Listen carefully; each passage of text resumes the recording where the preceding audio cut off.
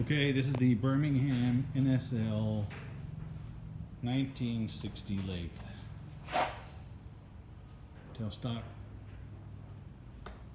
carriage, apron. So the gears. I don't know if you can tell, but it says model 1960. It's got serial number, made in Korea. It's not a Chinese lathe. Alright. And if you can tell, the gears are stripped right there. The top gear has damage. I bought a replacement gear for the top.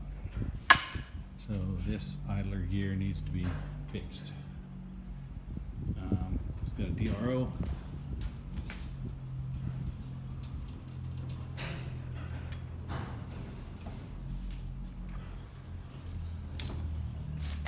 There's a taper attachment to it.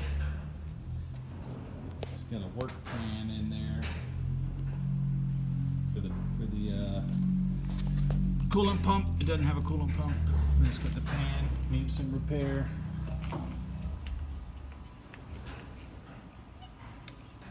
Tailstock.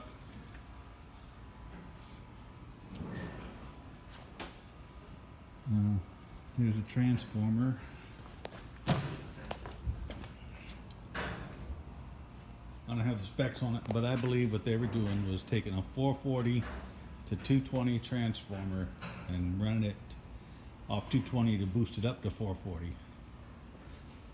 Another issue that it has is the brake pedal right here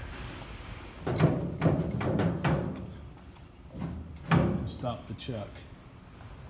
And that's a disc brake pad right there, and it's missing parts for that.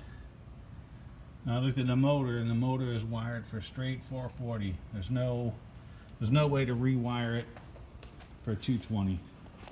It's a straight 440 motor. And there it is. That's the Birmingham.